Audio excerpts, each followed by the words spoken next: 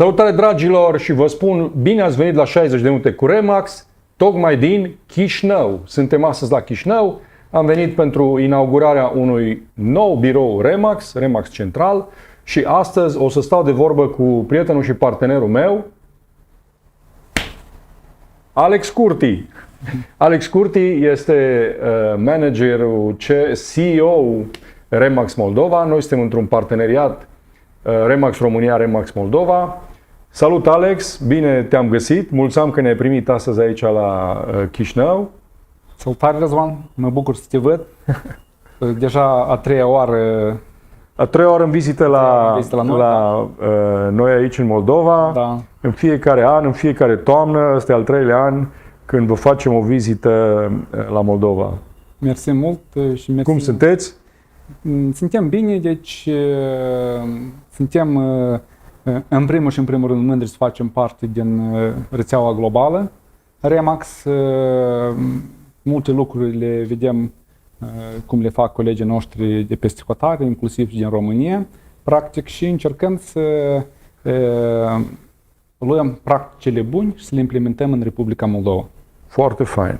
Până la urmă, asta e puterea rețelei. Și eu când am intrat în urmă cu vreo 10 ani, aproape 10 ani, în Remax, fără să știu mare lucru despre rețeaua asta, prima dată m-am uitat la ce era în România atunci, că era o mișcare incipientă în Remax, și pe urmă am încercat să înțeleg dincolo de granițele României ce se întâmplă, pe urmă am înțeles valoarea și am început să absorb din exterior și încă nu m-am oprit și cred că nu o să mă opresc ani și ani înainte de la învăța, cum faceți și voi, de la tot felul de alți profesioniști în Remax, pentru că sunt al naibii de mulți. Săptămâna trecută am fost în Istanbul, înainte de Istanbul am fost la Budapesta la o întâlnire tocmai cu Remax Argentina și uite că toamna asta se agită și dacă mi-aduc aminte, am început în septembrie cu convenția din Londra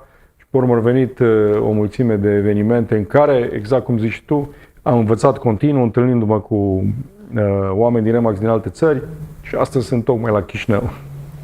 Mersi, bine ai venit în Chișinău. Mulțumesc încă o dată.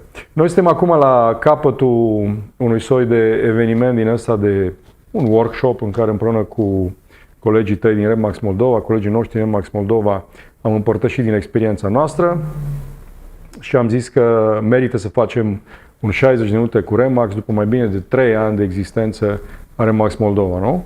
Da, sigur. Sunt 3 ani împliniți. Sunt peste 3 ani. Peste 3 ani. Da, dacă să vorbim de la deschiderea primului birou, avem 3 ani și 5 luni. Au trecut timpurile. Dacă facem o paralelă cu un copil, deja umblați, alergați prin curte, cum ar veni. Noi avem aproape 10 ani, deci suntem școlari, cum ar veni, știi? Deci eu chiar și cu partenerul meu și de viață și de business, da, cu Diana. Deci vorbim că avem ca tare nu 3 copii, dar avem 4, da. Care a 4-lea copil are 3 ani și acum și jumătate de an. Cel mai micuț. Și am simțit că, într-adevăr, deci undeva, ca și în orice business, businessul crește ca pe un copil. Și el tot trece etapele de maturitate. Primul an trebuie să-l hrănești, trebuie să-i dai lapte, trebuie să-l crești, la 3 ani deja știi a vorbi, știi a face zaconii și deja dacă spui că ai 10 ani de zile, deja e școlar. Deja e școlar, da. Îl direcționezi în direcția care trebuiești. Prima decadă se încheie acum și avem deja, noi în Remax România avem deja o viziune pentru următorii 10 ani. Începem să o curățăm și să o punem în curat, că se apropie aniversarea și trebuie să știm ce facem următorii 10 ani. Da, sigur. Da. Alex, de unde veniți voi? De unde vii tu înainte de Remax? Așa că să ne cunoască oamenii, cei din România, cei din Moldova. Răzvan, ca tare vin din domeniul juridic, de profesie fiind jurist, drept economic, am fost șef departament juridic la un holding. Ulterior am ocupat funcția de director general la câteva companii din acest holding, da? Și finisând un proiect unde am avut tangență și companie de construcție, deci fiind director la o companie de construcție, am finisat procedura, am făcut cunoștință cu etapele de vânzare și nimerând în București, printr-un prieten care era tocmai agent Remax, am ieșit la brokerul lui și am insistat, practic insistat nu știu, să-mi organizeze cumva, să mă întâlnesc cu tine și să cumpăr o franciză. Deci, când a fost prima noastră întâlnire, mi-aduc aminte, discutam, am înțeles că era imposibil, deoarece nu am avut drepturi pe Republica Moldova și, dacă ții minte, chiar mersi că m-ai invitat la Convenția Europeană de la Palma de Mallorca, unde am încercat să schimbăm ca să aducem în Republica Moldova și nu s-a primit, dar în final, cu ajutorul tău, s-a primit să convingem LLC-ul din Statele Unite. Remax International și am pus balonul și am ajuns Remax și aici. Da. Abia atunci când am pornit această afacere, am înțeles că e diferit activitățile sau un business de a face, de a dezvolta rețeaua și un business de a tranzacționa. Deci la momentul de față nu mă ocup de dezvoltarea rețelei și colegii care au birourile lor sunt birouri de vânzări care sunt operate și administrate independent. Și cred că o fac destul de ok la etapa care sunt acum și deci vrem să creștem și calitatea agentului. Misiunea noastră, apropo, este să reeducăm piața după standardele internaționale și bunele practici ale Remax. Nu degeaba Remax este lider mondial în imobiliare. Are o experiență de 50 de ani, e prezent peste 110 țări, cu peste 140 de agenți imobiliari. De mii, 440 de mii de agenți imobiliari, la care avem ce învăța. Da. De ce? Bun, voi astăzi, după 3 ani și aproape jumătate, suntem în Moldova cu 5 birouri, nu? 5 francize Remax. Da. Și vreo 60 de membri. Peste 60 de membri. Peste 60 de membri.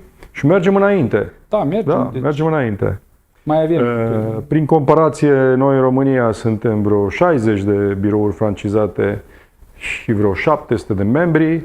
Așa că noi ne tragem după alții care sunt înaintea noastră și ușor vă ajutăm și pe voi să ne ajungeți din urmă așa în indicatorii ăștia, să zicem, importanți în business. Numărul de agenți, numărul de francize și așa mai departe.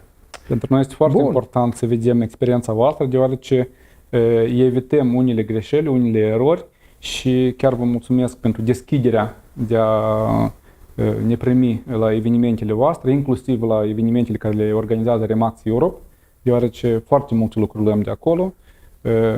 Rămâne cel mai ușor să luăm și să implementăm. Da, modelele le avem și noi, le aveți și voi și până la urmă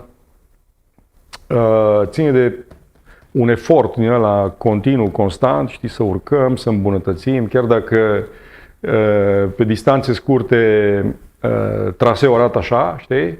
Dacă îl vezi aliniat la o perioadă mai lungă de timp, știi, ca, cum să spun eu, ca acțiunile Tesla, știi, care în ansamblu de la momentul T0 până astăzi are o creștere exponențială.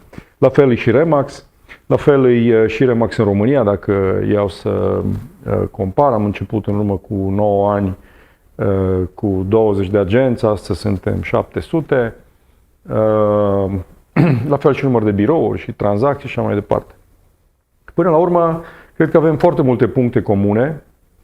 Unul dintre ele vine din zona asta a originii țărilor, poporilor noastre, care sunt foarte comune. Adică întâmplarea istorică, zic eu, sper să nu mă judece prea multă lume, a făcut să fim astăzi separați. Dar până la urmă, limba română se vorbește doar în România și în Republica Moldova, oficial pe planeta asta. Ambele țări sunt țări ortodoxe.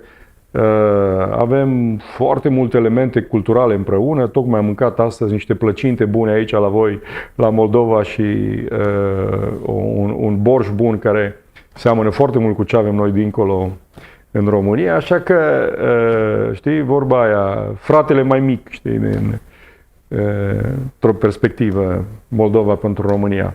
Și cred că Asta trebuie să ne țină uniți și în business, să învățăm unii de la alții. Acum, de regulă, fratele mai mic învață mai multe de la fratele mai mare, până la un anumit punct, probabil, dar și cel mare învață de la cel mic, așa că avem multe de scris în continuare împreună ca istorie.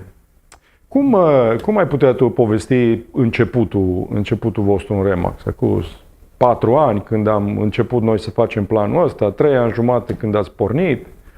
Cum l-ai povesti? Răzvan, deci, fiind o perioadă îndelungată ca crisis manager, da? Da, Am vrut să fac ceva frumos în viață. Am vrut să fac un business, am vrut să trec din zona asta de salariat, da, având un salariu decent, chiar și pentru Republica Moldova, chiar și pentru România. da, Am decis să încep ceva, să fac un business și să-mi schimb mentalitetul. A fost foarte greu. Am fost cu un prieten, acum pot să spun, și un colaborator de la noi din holding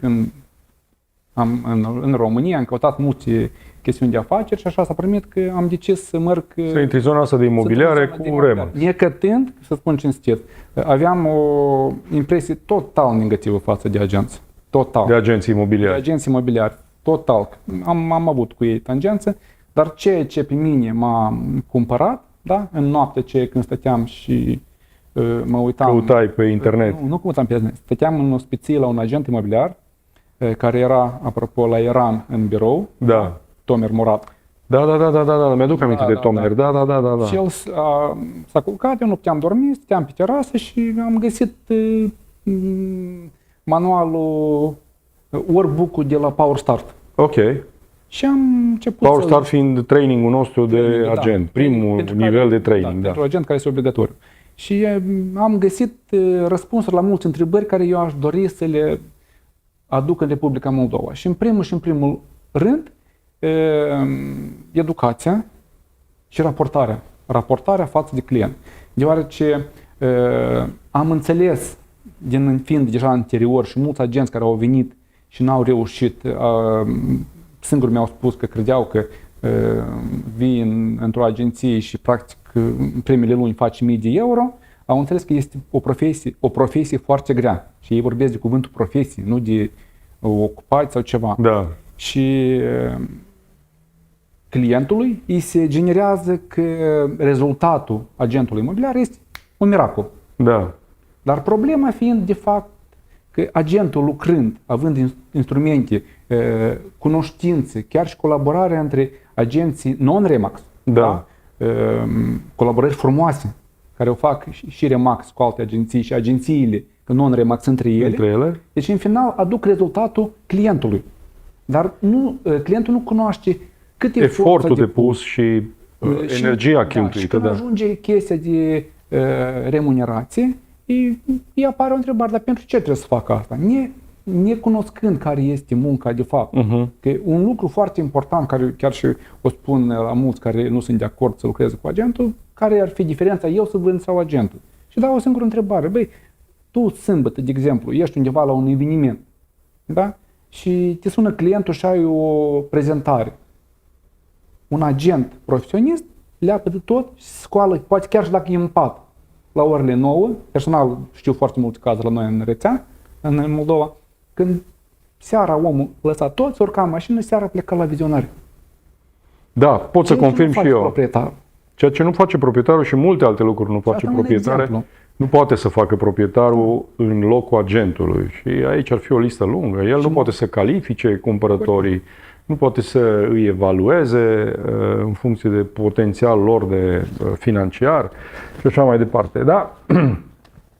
Ok, deci așa ai ajuns tu să ai interes în ideea asta de business și așa am ajuns noi să pornim împreună cumva în 2020. În 2019 am început. 2019, 2020. Am luptat. Da. Și în final, în 2020, da. înainte de pandemie. Interesant. Deci, practic, de când noi am început business-ul aici în Republica Moldova, A venit peste noi pandemia, Da. cu lockdown-uri și valuri de tot felul de valul 1, valul 2, nici nu mai știu, vaccinul 1, vaccinul 2, panica 1, panica 2. Da. După care, când asta s-a terminat, a venit prostia aia alaltă cu Da. ce se întâmplă peste graniță în Ucraina și nici asta nu se mai termină. Și colac peste pupăză și problemele astea economice dictate de inflație și instabilitatea asta a ratelor dobânzilor și toate astea de când ați pornit voi. Parcă și cu toate astea am reușit să creștem, ați reușit să creșteți aici în Republica Moldova. Cum arată piața? Cum simți tu că a evoluat piața în ăștia 2-3 ani de când am început să avem tracțiune aici în Republica Moldova? Cum arată piața în Chișinău, în țară? Cum ai descrie-o pe scurt așa? Deci, piața noastră imobiliară, eu cred că la ziua de azi este în stadie de maturitate. Am observat chiar și pe piața noastră interioară, chiar și între agenți, non-Remax și Remax, deci încep a lucra la calitate. Deci e o fază de maturizare. Da, e o fază de maturizare.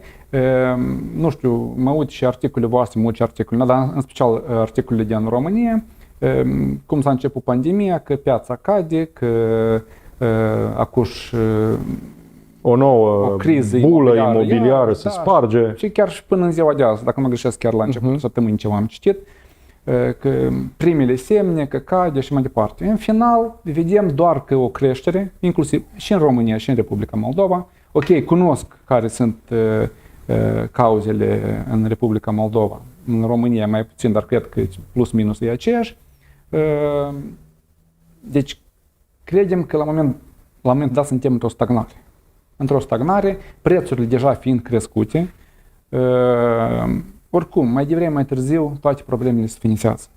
Și cei care o să fie pregătiți în primele rânduri, când s-a pornit, nu știu, deci o creștere economică, cu siguranță că cei care, fiind în primul rând, vor beneficia de rezultatele acestor beneficii. Ca de exemplu, nu știu, creșterea prețurilor sau posibilitatea de a investi în niște imobile la prima etapă. Da, oportunitățile mereu apar și cele mai mari oportunități în imobiliare și nu doar sunt în perioadele de criză. Atunci e bine să cumperi. Eu, pentru piața din România, pe care o cunosc mult mai bine decât piața din Moldova,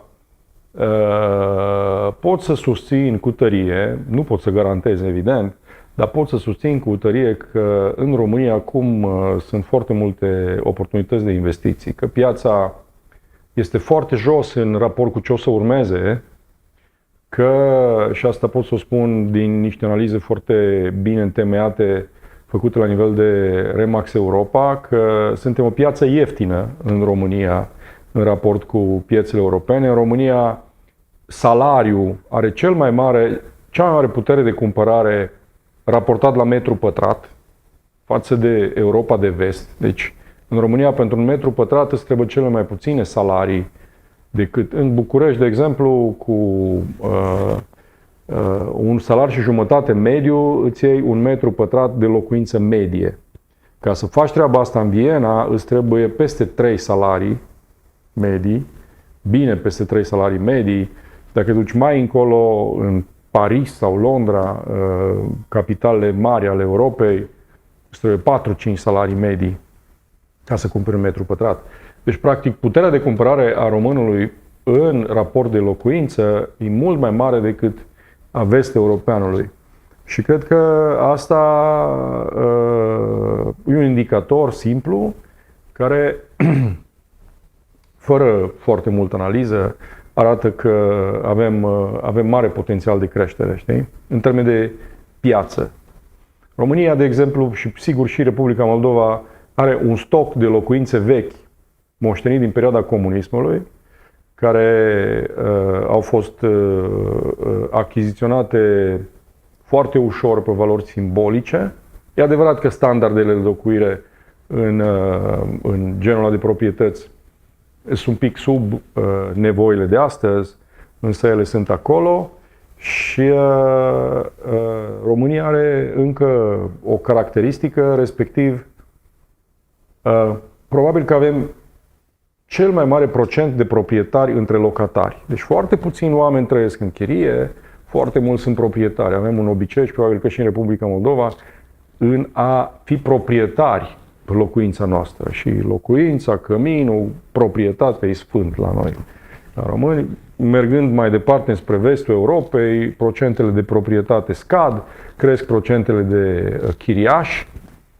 Da, Și faptul că, probabil că și aici. Faptul ăsta înseamnă că nouă ne place să cumpărăm proprietăți. Simțul de proprietar, într-adevăr, la noi este născut. Așa? Da? Deci, probabil că minimum 95-96%, ca și în România, deci posesorii de imobile sunt proprietari. În comparație cu Germania, dacă m-am uitat... Acolo 60%.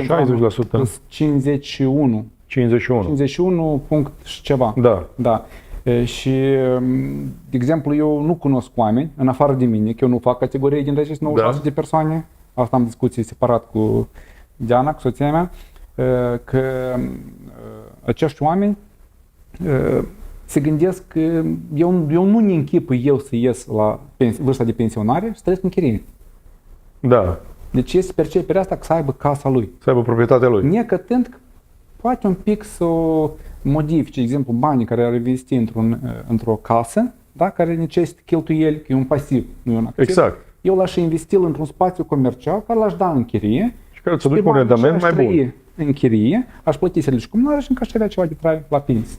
Da. Deci un pic la mine altă abordare și iarăși asta e abordare Sigur după că discuții cu oamenii. Probabil că în spatele abordării tale stă o experiență în domeniul ăsta al investițiilor și probabil și o educație înaintea experienței. Da. Da, ok, faptul că și în România și în Republica Moldova piața are caracteristicile astea, ieftină în raport cu puterea de cumpărare a salariului și un procent foarte mare de proprietari, dominant, majoritar de proprietari în rândul locatarilor, înseamnă că noi facem tranzacții, cumpărăm proprietățile și ele au putere de apreciere în timp. Asta înseamnă că agentul imobiliar are un rol important, nu? Da. Pentru că, și necesar. Pentru că achiziționarea unei proprietăți, care se face de foarte puține ori în viață, în România e de vreo 3 ori în viața unei familii, în Moldova nu cunosc încă, dar înseamnă că nu ai calificarea necesară ca și cumpărător, o faci nici pe departe într-un mod repetat sau calificat. Atunci ai nevoie de cineva care să fie lângă tine când faci investiția asta sau când vinzi proprietatea, nu? Și de asta... Și mai este un lucru important, care cred că și în România, deci dacă mai înainte, da, nu știu, anii 80-90, noi eram deprinși să trăim până la o vârstă mai mare într-o gospodărie, da. Trăiam câte 4, 5, nu știu. Mai multe generații chiar. Da. Acum deja, când treci la universitate, undeva, deja vrei ceva separat și la o vârstă fragedă, deja vrei să ai casa ta separată. Respectiv, partea de chirii, cu siguranță că întotdeauna o să fie în cerere și dorința de a cumpăra propria ta casă, reșind din simțul tău de proprietar, o să persiste. Cel puțin până când prețurile nu vor ajunge la un nivel când companii internaționale sau companii mai mari cu capital mai mult să cumpere aceste să investească scumpe ca ulterior să le dea în chirie. Da. Eu cred că capătul ăsta de Europa estic are un mare potențial de recuperare și simt asta la noi în România. Evoluția cu care România, Transilvania, unde locuiesc eu, pentru că o cunosc mai bine, se apropie de Europa, mi se pare vizibilă, știi? Și cum vin la voi în Moldova de 3 ani buni, simt că același lucru se întâmplă și aici. Cred că potențialul nostru de creștere în economie și în business, mai ales în imobiliar, unde ajungem poate și aici să vorbim despre lipsa de profesionalizare, de normare a industriei, asta probabil că arată o oportunitate și mai mare, odată ce lucrurile se normează, știi? Deci, la fel, știi, foarte interesant, la fel se vede asta și de la colegii mei din vest, de la Rimex Europe, cei care de la Viena conduc toate operațiunile în Europa și ei văd potențialul nostru aici la est, potențialul de creștere mai mare decât în zona de vest. Și cu atât mai mult cu cât nu avem un cadru normat, e nevoie și de asta. Noi și în România și în Moldova avem capabilitățile de training, avem capabilitățile de know-how, adică știm cum se face business-ul ăsta, pentru că nu noi l-am inventat. Noi l-am luat de la Rimex International, de la Rimex Europe și l-adaptăm la piețele locale. Însă oamenii ăștia, cum ziceai tu la început, ori investit, ori transpirat 50 de ani ca noi să luăm astăzi niște manuale și să le folosim aici, nu? Da. Da. Ok. Până la urmă, care vezi tu că sunt cele mai importante segmente în care s-ar putea dezvolta piața din Republica Moldova? Să fie rezidențial, să fie poate comercial sau birouri sau cum? Există În primul și în primul există o rând, concluzie a ta, a voastră în piața asta? deci în primul rând, cred că o să dezvolte foarte mult piața rezidențială. Rezidențială. Da. Deoarece, iarăși, revenim la simțul de proprietar, oamenii vor să aibă casa lor. Întotdeauna vor să simți ca acasă, că casa lor este locul unde ei vin și se relaxează.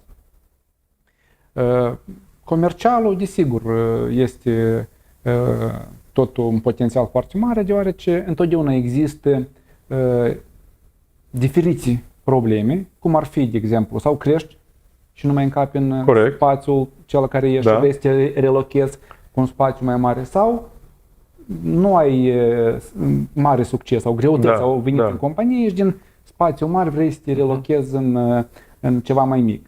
Și mai este și chestia asta că spațiile comerciale au început să se scumpească și foarte mulți antreprenori fac o simplă matematică și văd rentabilitatea că le iese sau ajung la concluzia că mai bine să procuri ceva în credit și să nu plătești chiria asta, dar chiria asta să o investești în rată bancară și în final să ajungi cu proprietatea ta.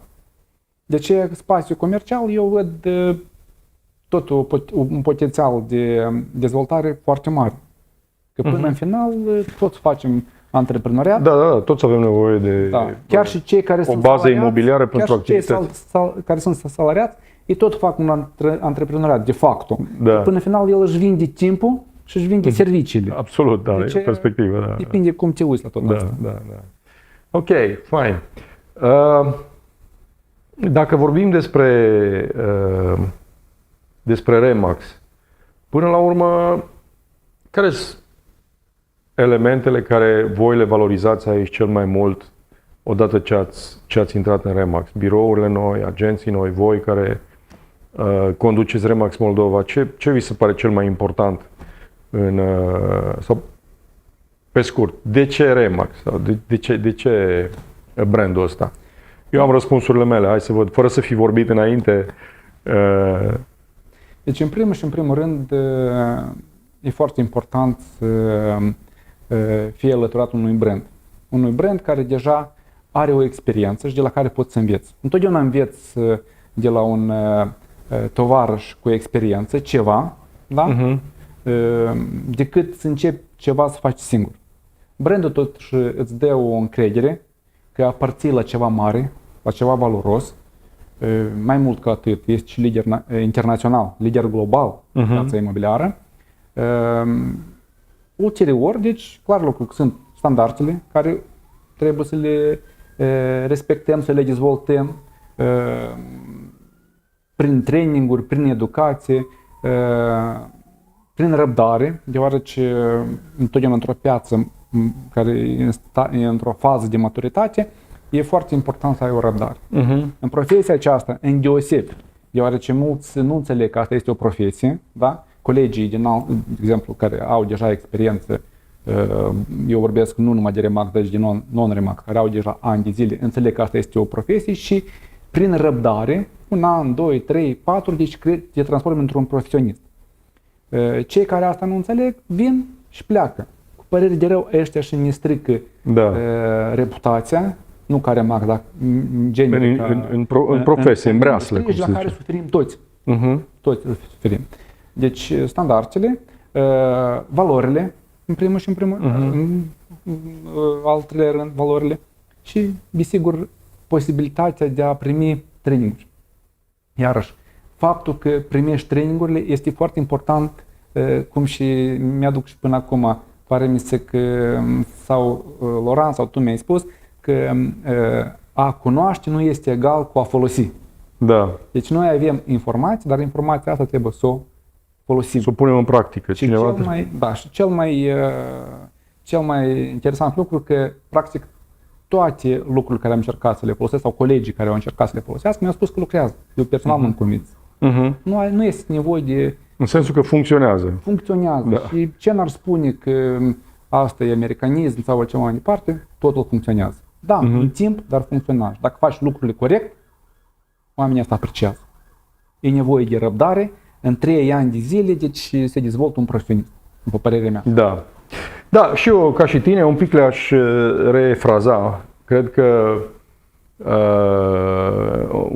indiferent că intri în business-ul ăsta de real estate ca și profesionist sau agent imobiliar, proprietar de agenție imobiliară, cred că ai nevoie de 3 elemente ca să ai succes. Fie ți le dezvolți singur, fie le iei de undeva sau te folosești cumva de ele din altă parte. Și asta de ce? Ca să poți să ai succes în business, să poți să livrezi servicii bune, să închizi tranzacții într-un final și până la urmă să faci niște oameni fericiți care să te facă rândul tău fericit. Și pentru asta cred că ai nevoie de astea 3 elemente. Odată ai nevoie de un brand. Okay? De ce să ai un brand? Pentru că trebuie să fii în, cum zic americanii, top of mind. Adică cel care are nevoie de serviciul ăsta să se gândească în primul rând la tine. Okay? Iar brandul ajută foarte mult. Brandul, dincolo de a-ți aduce clienți, vânzători, cumpărători, investitori, îți mai dă un lucru care e mai puțin tangibil, respectiv o energie de apartenență la ceva mare. Okay? Și toți suntem consumatori de brand.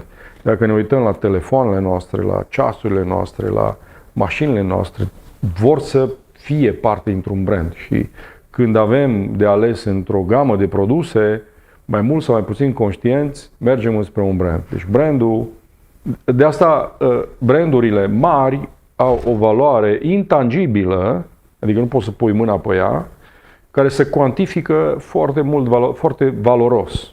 Și Apple, brandul în sine e evaluat la miliarde de dolari, Nike e evaluat la sute de milioane, nu știu exact. Însă brandul în sine, fără să aibă nimic atașat lui, are o valoare mare, tocmai pentru că impactul lui în piață sau pentru cei care îl folosesc, cei care operează business-ul în spatele lui, e foarte relevant. Deci ai nevoie de un brand, și am zis de ce, ai nevoie de o rețea în business-ul ăsta, pentru că rețeaua îți dă cel puțin 2 avantaje. Unul e că poți să colaborezi. Eu am un client în Chișinău, ți-l trimit din Cluj, tu faci aici deal-ul, într-un fel sau altul împărțim succesul. Okay? Închidem repede tranzacția, pentru că eu n-aș putea să vin în Chișinău pentru clientul meu și nici tu n-ai venit în Cluj după el. Okay? Și un lucru foarte important, nu suferă clientul. Exact. Și clientul plătește doar la un singur agent. Exact, plătește la un singur agent și ambii agenți beneficiază de ceva ce singur n-ar fi făcut. Iar colaborările astea se întâmplă între țări, se întâmplă între regiuni, se întâmplă în același oraș între agenți de la birouri diferite sau se întâmplă între agenți din același birou francizat. Okay? Deci de la teritorii mari la teritorii mici. Sunt agenți care specializați pe anumite tipuri de proprietăți, de exemplu case, alții specializați pe industrial. Unul din industrial nu o să se ocupe de casă, dacă are un client care are nevoie de un serviciu pentru vânzarea unei case, îl dă colegului lui. Și împreună lucrurile astea se întâmplă. Deci fără o rețea, colaborarea nu poate să aibă loc. În plus de colaborare, rețeaua după brand, ca element de valoare, îți dă și potențialul de a învăța de la unii de la alții. Și asta Din e foarte succesul important. altora. Din succesul din altora și greșeli. din greșelile altora. E foarte important să înveți din greșelile altora mai degrabă dintre ale tale decât dintre ale tale, știi? Și de asta suntem noi aici, astăzi și mâine, ca să vă arătăm din experiența noastră, să înțelegem ce faceți voi aici, poate învățăm ceva de aici. De asta m-am dus eu la Istanbul și la Budapesta și la Londra și am avut niște vizite de la colegii noștri din Viena în ultimele 2 luni, tocmai ca să învățăm. Și dacă rețeaua n-ar exista, dincolo de colaborare, n-am putea să învățăm lucrurile astea. Altfel, stai închis în paharul tău și ai impresia că ăla e universul, dar nu e ăla universul. Okay? E important să ieși sau să ai o perspectivă mai mare și să reușești să învăț. Și astea de rețeaua. Deci ziceam de 3 elemente. Am zis de brand și de ce, am zis de rețea și de ce. Și poate cel mai important element sau picior de pod pentru business-ul ăsta e suportul. Deci brand, rețea, suport. Suportul, aici poate că e impropriu tradus suportul, ci susținerea cumva. Susținere, aici vine educație, vin instrumente de lucru, vine marketing și sunt multe elemente materiale și așa mai departe care fac așa un capitol foarte consistent și noi îl numim susținere sau suport, fără de care nu am fi putut porni în business. Adică eu nu-mi imaginez că aș fi putut să construiesc atâta educație structurată cât am primit de la RE/MAX internațional sau marketing sau tehnologie. Nu aș fi putut, n-aș fi avut resursele să fac toată treaba asta, nici la început să le construiesc și nici pe urmă să le updatez continuu. Okay? Și asta e foarte important. Deci cred că asta e ceea ce trebuie să aibă în vedere un profesionist în imobiliare. Fie că e la început și vrea să-și construiască un business, fie că îi în piață și vrea să-și ducă businessul la un alt nivel. Trebuie să aibă un brand puternic și trebuie să și-l construiască sau să-l ia din altă parte. Ca să-l construiești trebuie niște investiții uriașe de financiare, de timp, complicat să dezvolți un brand bun. Deci un brand trebuie să acceadă la o rețea bună sau să-și o construiască și asta iarăși e complicat pentru că nu există rețele în România de profesioniști în imobiliare care să chiar lucreze între ei și să schimbe informații. Și dincolo de brand, construi brand și rețea, trebuie să-și construiască un pachet de suport pentru agenții lui, educație, traininguri și coaching și materiale de mers în zona asta, pe urmă marketing, pe urmă tehnologie.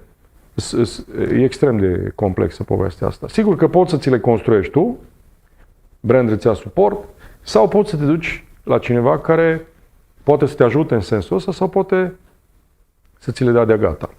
Deci asta cred eu, dar până la urmă suntem aliniați aici, zic eu. Da.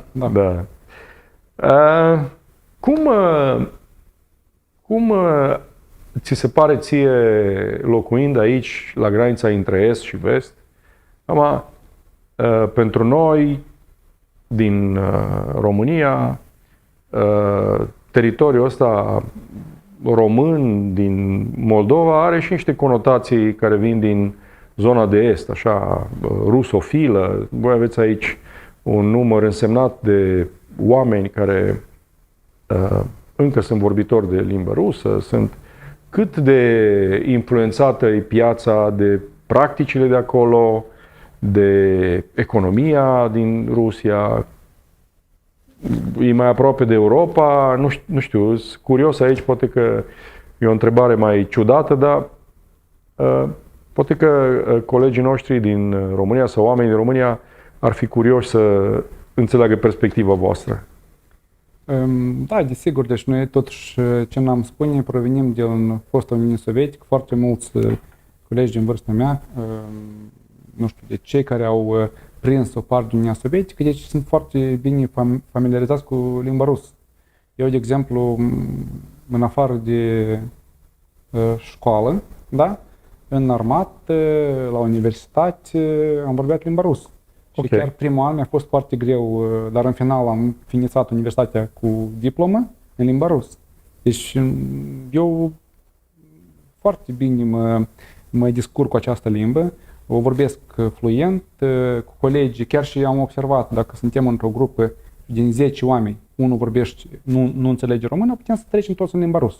Adică Interesant. nu avem chestia asta de ură, cel puțin în anturajul meu așa ceva nu am văzut. Deci, practic, e o comunitate bilingvă, Da, care deci, ușor poate să treacă de la una la cealaltă. da, cred că mai mult partea asta cu, nu știu, cu partea de vorbitori de limba rusă e chestie politică decât chestie Socială, să Socială, zicem, da. deci- Sau culturală. Da, deci nu vei. Suntem foarte aliniați cu această cultură, ne împăcăm bine și cu ei și cu România. Cred că cea mai dureros moment la ziua de azi cred că este războiul, deoarece cu părere de rău eu am și colegi lucrând în antiteror o perioadă de timp, am colegi și de partea Rusiei și de partea Ucrainei, care cu părere de rău au decedat. Mai mult ca atât, am aflat săptămâna aceasta cineva din clasa noastră,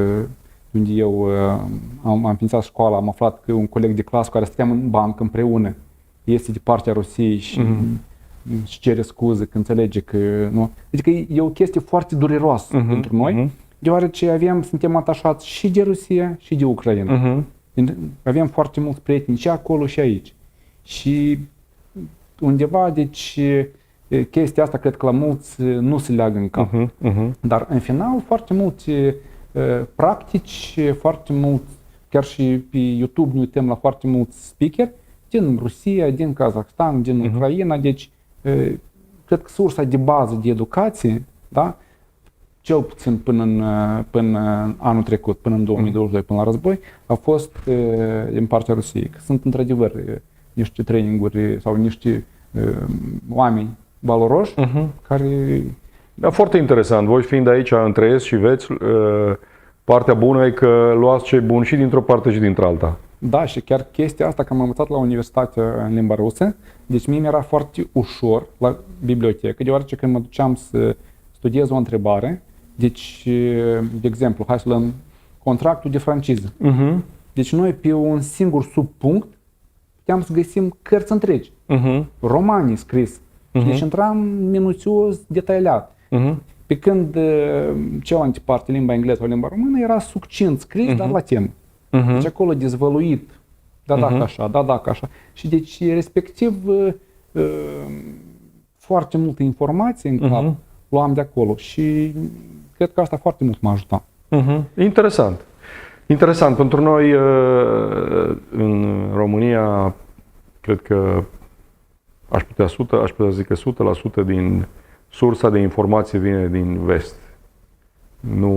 Eu nu simt în mediile în care m-am învârtit. Noi suntem norocoși. Da, păi sunteți norocoși, cu adevărat. Adică dublați cumva resursele din vest care sunt deja deschise, găsești în atâtea și atâtea medii online în special, le dublați cu astea din est. Ok. Și dacă ne întoarcem la profesia asta de agent imobiliar, ceea ce noi am făcut cu efort în România, respectiv să orientăm rețeaua noastră și după ce noi am orientat rețeaua noastră, au venit și alți jucători din piață după noi, înspre serviciul de reprezentare exclusivă a clientului. În special ne-am dus spre serviciul de reprezentare exclusivă a proprietarilor și sigur că relativ recent, în ultimul an, un an și ceva, am început să deschidem serviciul ăsta și pentru cumpărător, respectiv agentul imobiliar. El nu face o intermediere în care să pună semneze contracte și cu vânzătorul și cu cumpărătorul, ci asemenea avocatului, agentul imobiliar e mai degrabă un consultant dedicat, cum e avocatul, și el stă doar de o parte din tranzacție, în special vânzătorul, dar mai nou poate să stea și de partea cumpărătorului, dar niciodată de ambele părți. Okay? E posibil ca vânzătorul să aibă un agent imobiliar, cumpărătorul să aibă alt agent imobiliar. Ei au interese diferite, radical diferite. Vânzătorul vrea să vândă scump, cumpărătorul vrea să cumpere ieftin, vânzătorul vrea toți banii odată, cumpărătorul vrea să plătească în 12 rate, vânzătorul vrea să plece cu toată mobila, cumpărătorul vrea să rămână el cu toată mobila și o mulțime de alte interese polarizate. Okay? Și atunci un agent imobiliar niciodată nu îi va putea mulțumi pe amândoi. Și la fel cu profesioniștii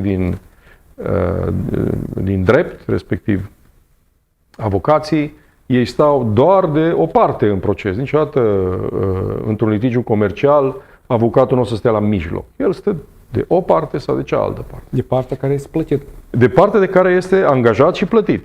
Și asta am promovat noi după modelul nord-american și vest-european, reprezentarea exclusivă de către agentul RE/MAX. Și începând cu 1 iulie 2023, anul în curs, toți agenții RE/MAX din România lucrează doar în reprezentare exclusivă. Avem un singur tip de contract de reprezentare exclusivă. Și lucrul ăsta a fost destul de greu de implementat. Suntem în momentul ăsta foarte aliniați cu sistemul ăsta de lucru. El e foarte popular în vestul Europei și e, cum să spun eu, standard în Nord-America. Și cred că e un curent care o să ia amploare așa în timp în România și știu că și voi, sau noi, RE/MAX, lucrăm predominant în felul ăsta și în Republica Moldova. Care e feedback-ul tău legat de modul ăsta de lucru Deci, aici, în Chișinău, Moldova? De la ziua de astăzi noi avem deja 2 birouri care lucrează doar pe excluziv. Wow! Da, deci Bănuiesc că cele mai vechi. cele mai noi. Cele mai noi, Da. interesant. Deci cei care nu știu care au lucrat sau care nu știu că se poate de lucrat pe deschis, deci lucrează pe excluziv. Dar un lucru foarte important, chiar am fost la cursul de sell buyer agent la București, da? Deci deja pot să dau și un feedback cu cei care am fost, deja am încheiat și tranzacții, Wow. succes.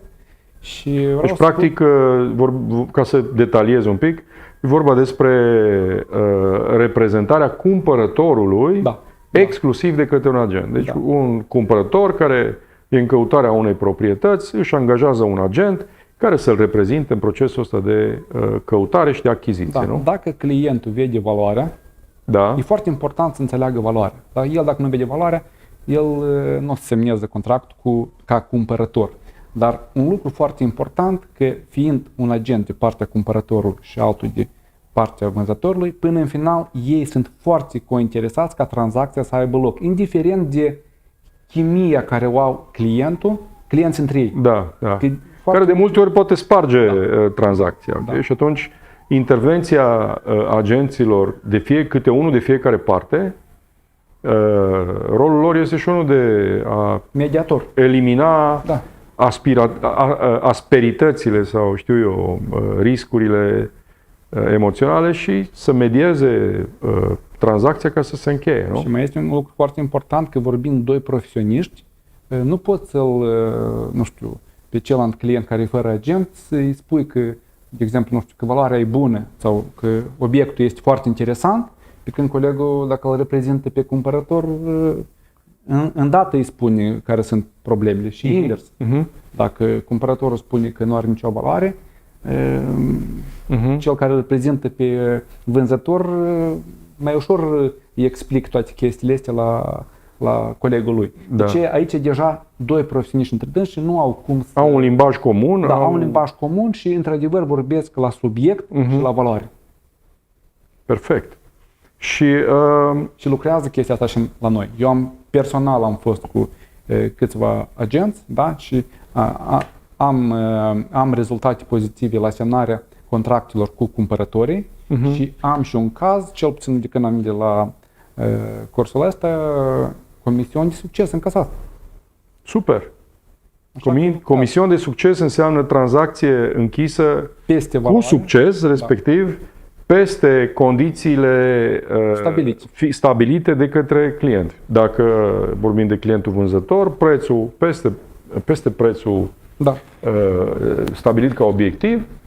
Dacă e vorba despre clientul cumpărător, un preț mai bun decât era el dispus Decât el aștepta.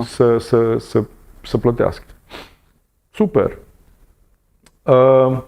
La noi în România, fiind un teritoriu mai mare, foarte interesant, există nuanțe de la o piață la alta, de la un oraș la altul. Sunt orașe în care agenții lucrează mai mult și iau banii mai mult de la vânzător și astea sunt dominante în țară, dar sunt și câteva zone în vestul țării și mai mult în Timișoara, în care piața așa e setată, nu știu de unde vin cutumele astea, obiceiurile astea, că mai mult plătește cumpărătorul. Și noi ce încercăm să stabilim este că agentul imobiliar nu trebuie să fie un agent de intermediere, ci el trebuie să fie un agent de reprezentare. Okay? Și nu trebuie să plătească mai mult vânzătorul sau mai mult cumpărătorul, ci trebuie să plătească în funcție de serviciile, fiecare trebuie să aibă agentul propriu și să-l plătească în funcție de serviciile pe care le primește. Eu cred că, așa cum arată piețele astea mature din Occident, să zicem,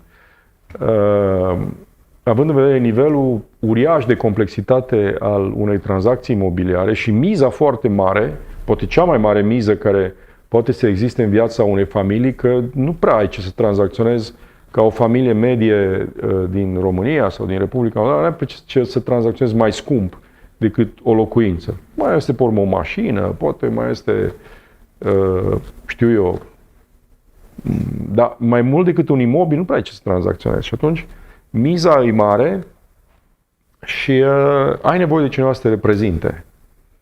Și mă mir că în Europa, estul Europei, povestea asta nu a prins contur înainte de a veni noi și de a apărea niște nuclee din astea de servicii reprezentare exclusivă, care acum devin din ce în ce mai populare. Și cred că fenomenul ăsta o să urmeze și în Moldova, dincolo de Remax, o să vină alți jucători din piață care o să înțeleagă beneficiile genul ăsta de serviciu, o să înțeleagă și clienții, cei care vând sau cei care cumpără, că au nevoie de un consultant dedicat ca să poată să aibă succes, să economisească timp și într-un final să închidă o tranzacție cu mai puține riscuri, cu mai mari șanse de succes și cu un succes mai mare într-un final. Răzvan, așa clienți deja sunt așa și agenți, care, de exemplu, sună clienții, da, hai să spunem așa, când au o întrebare careva și agentul dacă răspunde fără așteptând ceva o remunerație, da, deci ulterior, cum spuneai tu, top of mind, el când are ceva la vânzare sau ceva la cumpărare sau stau într-o companie și cineva discută că vreau să vând ceva, primul ce îi spune, băi, am agentul. Bun. Am un agent bun. Telefonul. Da. Telefonul. Și foarte mulți cazuri. Da. Și, da, sunt și în Remax, da, poate majoritatea sunt non-Remax, deoarece Remax doar are 3 ani și jumătate. Dar sunt colegi care lucrează pe exclusiv și care lucrează doar cu niște clienți care, spun așa, nu schimbă agentul, nici într-un caz. Da, practic el e agentul pe viață. Hai așa să spun. Să zicem, figurat. Da, da. Dacă nu face gafe. Clar. Dacă nu face gafe, ok, da. Până la urmă ai un probabil consultant, în primul rând. Un medic pe viață, ai probabil un avocat pe un termen lung și la fel ar trebui să ai și, mai ales dacă ești mai activ în zona asta, poate mai faci niște investiții, poate investițiile alea trebuie să închiriate, deci sunt multe genuri de tranzacții la care se poate expune un, știu eu, client. Și atunci are mai multe nevoi în piața imobiliară și agenții sunt mai necesari pentru genul ăsta de oameni și important să ai un agent al tău dacă ești activ în piața asta, nu? Dacă să-l ai pe tău, clientul trebuie să știe valoare. Corect. Și întotdeauna să dăm mai mult decât clientul așteaptă. Chiar dacă nu suntem comisionați, de exemplu, întreabă cineva, păi o analiză comparativă. Ok, nicio problemă, să o facem. Okay. Sau te sună și te întreabă diferența dintre townhouse-uri și duplexuri. Îi dai explicații. Cei mai Important e să ajuți. tendinți. Da, deci fără să aștepți ceva. Și Da, banii și vin să dai de valoare. ori. Deci asta e ca o investiție, cum spuneai și tu. Da. O împărțești în etape și o pui că asta costă un preț. Ai dat Da. un sfat, asta e un preț, Da. care cândva va fi valorificat. Ok.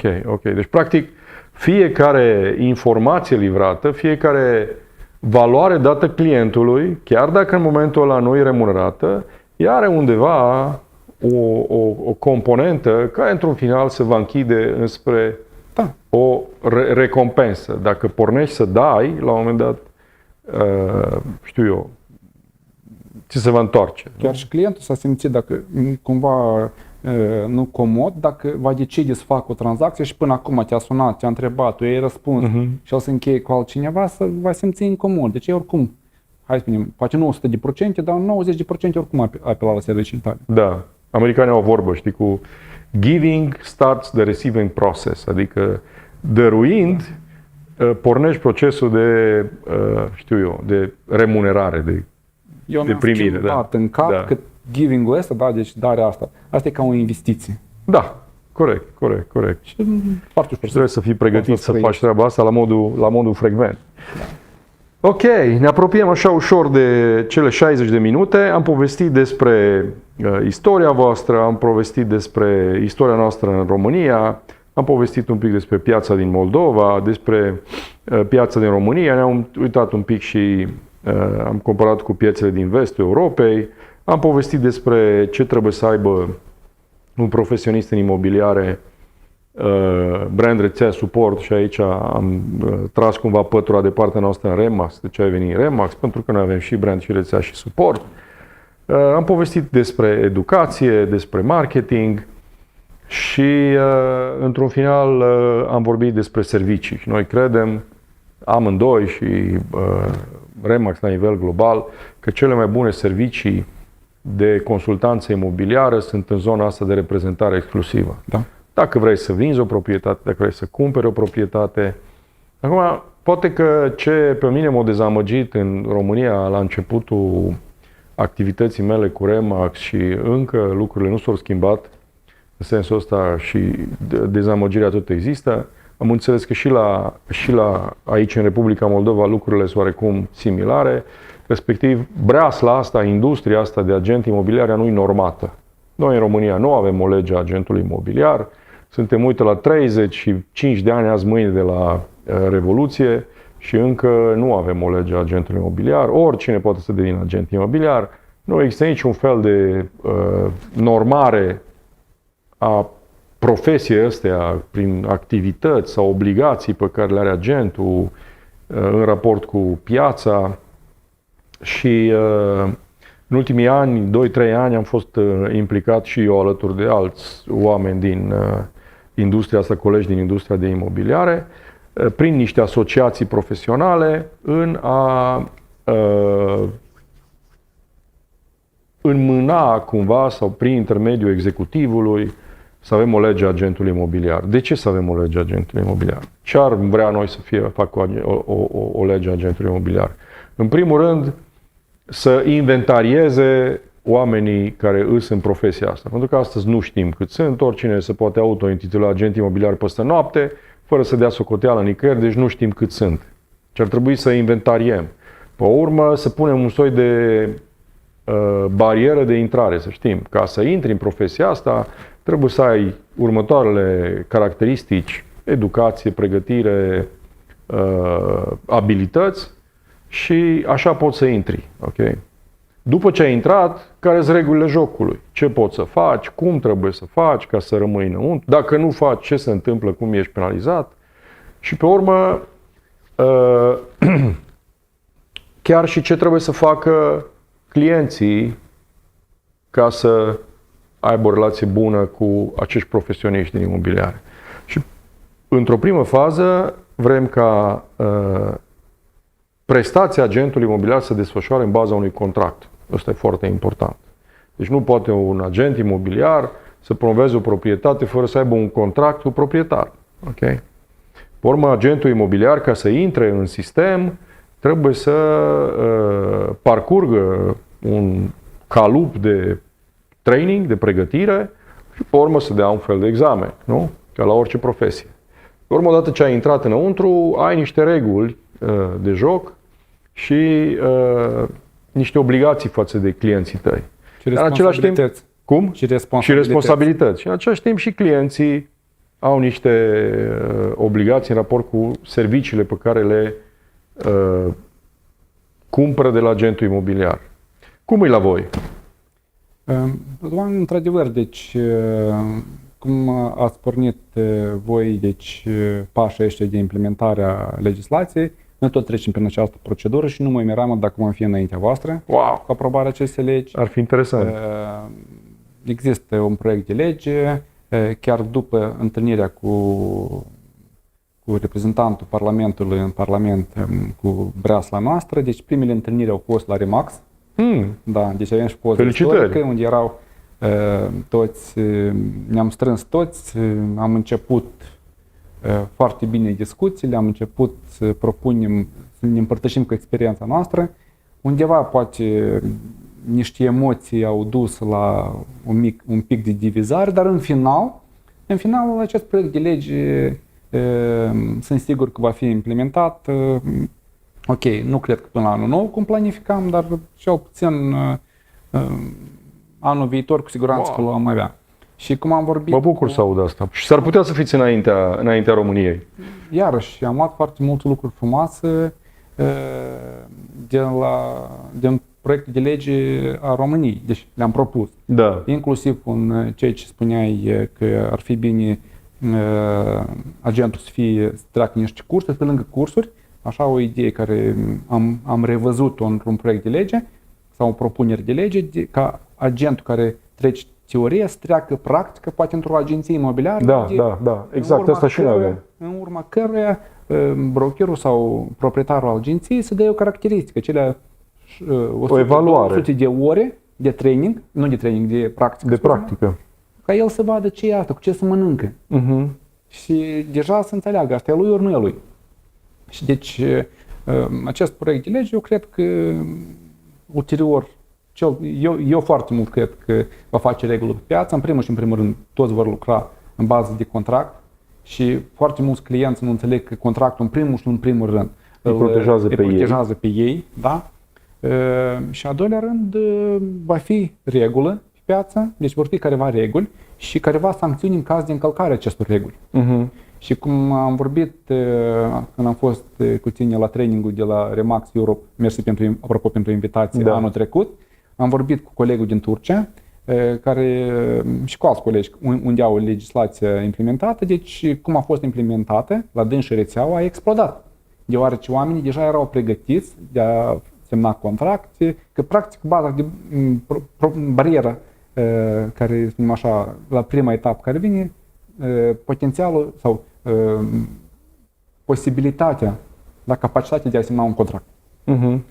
Ceea ce cred că la noi în rețea este deja o educație, noi promovăm contractele exclusive, sunt, cum și-am spus, sunt agenții care deja lucrează doar pe exclusiv și pe parcurs, educând pe lângă agenți, noi facem lucruri de a educa și piața, că pe lângă agenți să educăm și piața, oamenii trebuie să înțeleagă de ce este important chestia asta.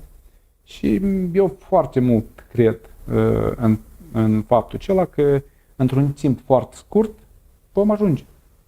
Vom ajunge în România. Vom ajunge în România. S-ar putea în unele aspecte, fiind o țară mai mică, cu mai puține păreri contrare, știi? Vorba aia, cu cât suntem mai mulți, cu atât suntem mai culți. Da. Zicea un filozof român, Pleșu. Și părerile astea contrare îngreunează unitatea ideilor și până la urmă o decizie. Și voi fiind mai puțin, mai maleabil, ajungeți să luați decizia mai repede în ce privește legea asta. Deci s-ar putea să o aveți mai repede și poate să aveți și alte lucruri bune mai repede aici în Republica Moldova. Însă până la urmă și asta, legea asta nu face altceva decât să, chiar cu constrângerile care o să le aducă, normale, cred că o să întărească potențialul de dezvoltare a industriei. Okay?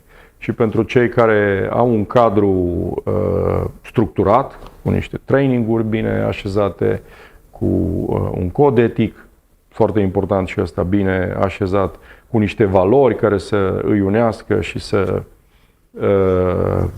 îi stimuleze să colaboreze și să țină standardele, să livreze servicii bune, o să aibă mai mult de câștigat decât cei care sunt mai vulnerabili cumva, odată ce apare legea. Da, și mai este o chestie că din numărul acela de agenți, care am auzit că este 1500 de agenți pe piață, cu siguranță că se va restrânge foarte, foarte mult și vor rămâne doar acei care într-adevăr sunt profesioniști, care sunt gata să presteze serviciile Corect. conform regulilor stabilite de legislație. Corect. Și vor face loc, da. și vor face loc altora noi care vor veni și vor vrea să se ridice la standardele astea. Iar cei care sunt aici și nu sunt aliniați la standardele astea, probabil că se autoelimină, ok? Cei noi deja vor ști că nu există altceva decât așa.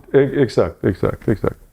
E un proces care presupune niște schimbări. Orice schimbări deranjează natura umană la început, însă ele sunt necesare. Și ce pe mine mă încurajează este că văd potențialul de dezvoltare prin legiferare și prin profesionalizare, traininguri, disciplină, cod etic și așa mai departe, pentru că am avut oportunitatea să interacționez cu o mulțime de alte țări în care lucrurile astea deja au fost uitate în trecut, piața e așezată, industria e cât se poate de matură, business-ul de agent imobiliar e unul de prosperitate și așa mai departe și cred că se poate ajunge și la noi, România, Republica Moldova, probabil că într-un ritm comun. Ok, ce planuri de viitor avem? Ne apropiem așa de final. Deci, în toată discuția asta am scăpat un moment foarte important. Deci, foarte mult în business-ul ăsta m-a ajutat Diana. Foarte mult. Și eu, deci... Voi fiind un cuplu, Diana, din păcate, n-a putut să rămână, că planul nostru era să fim toți trei, sau să fiți amândoi. Da. Deci a fost invitată la un eveniment organizat de VIP Magazine și a fost selectată ca antreprenoare. Da. Deci peste 60% din tot succesul care l-am la ziua de zi este datorită ei. Frumos. Da. Și tot planul Respect pentru voi amândoi.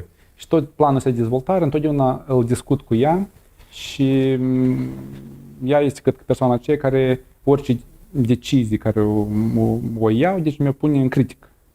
Da, prima emoție este că eu am dreptate, dar în final se dovedește că totuși trebuie să ascultăm și altă părere și mai mult ca atât, poate și undeva să luăm ca exemplu. Da? Și planurile noastre care noi le-am stabilit cu ea, deci dorim până în 2027, adică practic în 4 ani de zile, să ajungem în orașul, cel puțin în orașul Chișinău, cu 510 birouri. Super! Da? Și să avem în rețeaua noastră peste 350 de agenți imobiliari. Și succes! În 2027 să ajungem lideri naționali, da? Că asta este și valoarea noastră, da? Deci de misiune am spus că este să reorganizăm piața imobiliară pe standarde internaționale și bunile practici ale RE/MAX.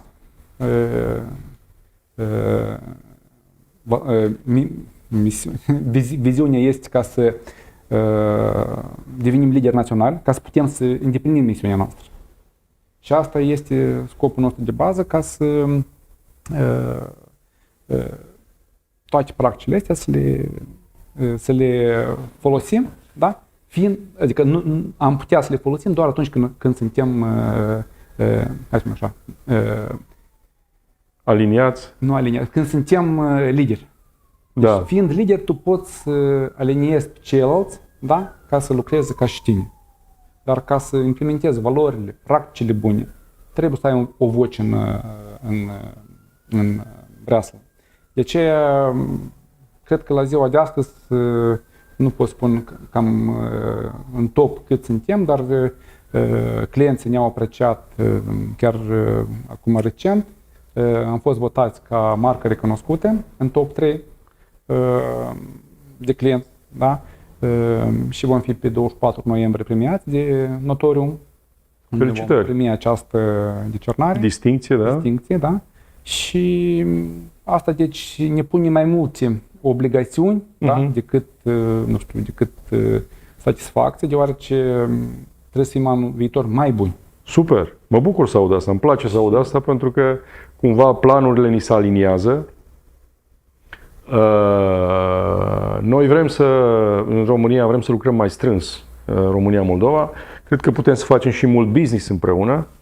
Da. Respectiv, mulți moldoveni care investesc în România, multe companii românești care probabil că vin încoace și cred că se poate crea aici o sinergie profesională, dincolo de relațiile dintre noi ca profesioniști și relații între clienții noștri în teritoriile astea în care ne ducem activitatea și cred că trebuie să ținem mai aproape România/Moldova și să ne promovăm chiar împreună și unul dintre liniile noastre în plan e povestea asta. Cred că moldovenii pot să învețe mult de la noi, în România, și cred că și noi avem ce să învățăm, am mai zis o dată lucrul ăsta, dar colaborarea asta în rețea poate să fie amplificată. Adică voi de la master franciză, brokerii, proprietarii de franciză, care sunt într-un business de resursă umană, cum să-și dezvolte o echipă mare de agenți, și pormagenții, cum să își dezvolte un portofoliu de clienți și să tranzacționeze, pot să ia multă valoare din România. Noi deja în România avem birouri care au depășit 50 de membri. Sigur că în Occident sunt birouri care au depășit 200 de membri, așa că pe scara asta de la est la vest avem de învățat și pe urmă avem de colaborat. Sigur că înainte e multă muncă, dar cred că noi putem să oferim oportunitate de prosperitate, aș zice eu, știi? Pentru cei care vor să-și dezvolte o carieră în imobiliare, e o oportunitate foarte mare în a fi independent, a câștiga mulți bani, în a ajuta foarte mulți oameni să ajungă la visul lor, nu? La casa visurilor lor. Și asta e o mare oportunitate, zic eu, de carieră pe viață. Noi am schimbat viețile multor oameni în România care au devenit agenți sau proprietari de franciză și ăsta nu e puțin lucru, nu? E o responsabilitate pentru noi care suntem cumva în vârful structurii astea. Și m-aș bucura să facem drumul ăsta împreună, cu tine, cu Diana, pentru că e o poveste frumoasă, care și eu am început-o tot așa în familie cumva, împreună cu soția mea Ramona, și sunt multe modele în Europa și nu numai în lume de family business-uri în Remax. Și ca proprietar de master franciză și ca și proprietar de birouri în franciză sau ca francize imobiliare. Și voi aveți în Remax Moldova câteva exemple de cupluri, nu? Da. Și funcționează. Da. Așa că, nu știu, hai să zicem în final că pentru cei care au curiozitatea de a-și dezvolta o carieră sau un business în imobiliare în Moldova și sigur și în România, am mai zis-o asta pe canalul nostru, cred că avem foarte multe nivele de oportunitate. Pe toate orașele din teritorii, nu? Moldova, România, pe mai multe paliere de business, puteți să fiți agenți imobiliari care să faceți tranzacții sau puteți să investiți într-o franciză care să dezvolte o echipă de agenți imobiliari și împreună cu ei să faceți tranzacții în piețele voastre, în orașele din România, sau pentru cei mai îndrăzneți să-și dezvolte o rețea de francize în teritoriu. Probabil că pot fi în același oraș sau în mai multe orașe. Noi deja avem expertiza asta în România și căutăm cât mai mulți antreprenori cu care să schimbăm piața sau să schimbăm felul în care se fac afacerile imobiliare în România și Moldova. Nu? Da. De acord. Ce zici în final? Ce ai zice tu către audiența noastră? Români, moldoveni? În primul și în primul rând, cea mai bună investiție este imobil. Da, cea mai bună investiție e un Cea mai bună imobil, investiție. cea mai sigură. Da, cum este la noi în Remax, am auzit-o la un training cu Remax LLC, Da? că cea mai bună investiție de pe pământ este pământul. Da, și asta ne Sună bine, da. Da, și de ce? Refrazată. cred că cea mai sigură investiție este imobilul. Nu cunosc alte valori, da, deci, sau așa, deci genuri de investiții care ar avea mai puțin risc, da? Și toată lumea are nevoie de ea Toată și lumea- plin de ele în jurul nostru. Și Da, dacă și vezi un bani- teren viran, ăla este o investiție Banii nu trebuie să imobiliară. stai acasă, banii Exact. trebuie să stai investit undeva. Nu contează unde, în bancă, în acțiuni, dar cel mai sigur totuși este, Exact. este imobil. Și cei care sunt mai îndrăzneți și vor să profiteze această profesie, da, cu siguranță ca o oportunitate să învețe, dar în primul și în primul rând să înțeleagă că asta este muncă, este o profesie, nu doar o ocupație, part-time. Da. Aici trebuie să dedici timp, trebuie să dedici drive, Pasiune? pasiune și dacă faci lucrurile astea, nu ai cum să nu ai succes. Am foarte mulți clienți, adică deci, care în momentul de față sunt prieteni, care i-am ajutat prin colegii noștri din Remax să tranzacționeze. Cred că mai multe legături am în domeniu, fiind în domeniul imobiliar, mai multe legături am decât mai înainte. Și am și un medic bun, am și un avocat bun, am și un polițist bun. Da. Am cazuri când un pic am încălcat reguli de circulație și am scăpat cartel de vizită. Serios. Interesant, da. Da, Da, deci- până la urmă, pentru că, cum zic americanii, asta e people business, știi? Noi suntem într-un business cu oameni, nu cu case. E adevărat, suntem într-un business cu oameni care au case. Și businessul ăsta cred că nu va dispărea niciodată atâta timp cât omenirea asta există, pentru că ea se dezvoltă pe un fond imobiliar și în zona rezidențială și în zona comercială și mereu noi oamenii vom avea nevoie de un acoperiș deasupra capului, fie că suntem în faza de student în chirie sau de un antreprenor de succes care investește și e foarte activ în zona asta imobiliară. Deci mereu o să fie. Cu siguranță. O să Chiar fie și loc. peșteri, dacă îmi treci, oricum le vom tranzacționa. Exact.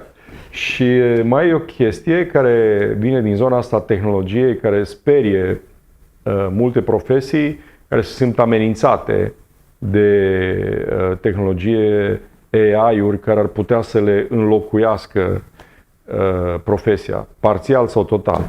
Eu cred că profesia asta de agent imobiliar nu va fi înlocuită de tehnologie, pentru că e o chestiune emoțională, ci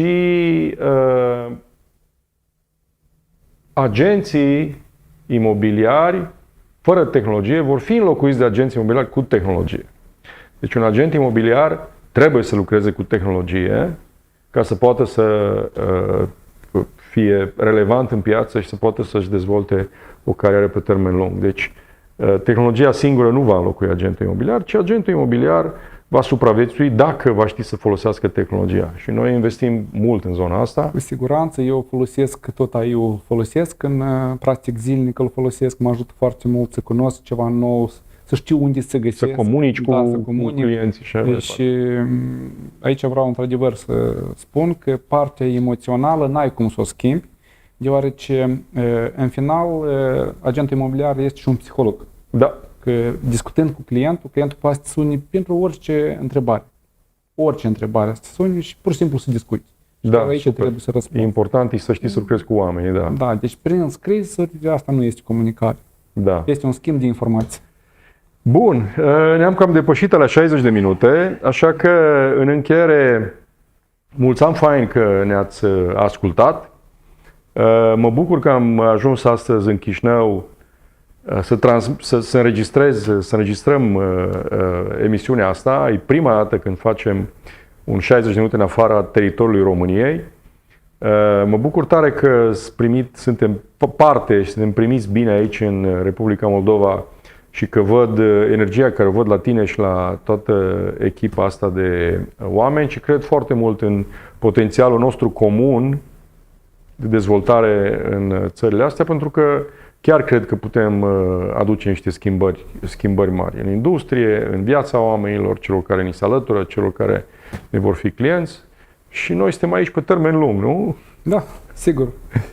Așa că Mersi că ai ajuns și te așteptăm. mulți ani fain. Te așteptăm la anul iar și la o deschidere. Da, în octombrie, noiembrie, cel târziu, o să fiu din nou aici. Că atunci să coc struguri și să face vinul mai bun și... Da. Ziceam astăzi că la voi pachetelele de bun venit sunt fie la sticlă, fie la cutiuță, știi, cu bombonele. Da. Mulțumim încă o dată. Mulțumim că ne-ați ascultat și cei care sunteți interesați în ideea de business cu Remax, dați un semn, telefon, mesaje, sub orice formă, pentru că agenți, antreprenori de structuri din astea mari de agenți imobiliari, clienți, investitori, știm să tratăm pe toți, în România, în Republica Moldova și oriunde ar fi, pentru că la niște clicuri distanță știm să acoperim orice fel de cotlon în lumea asta.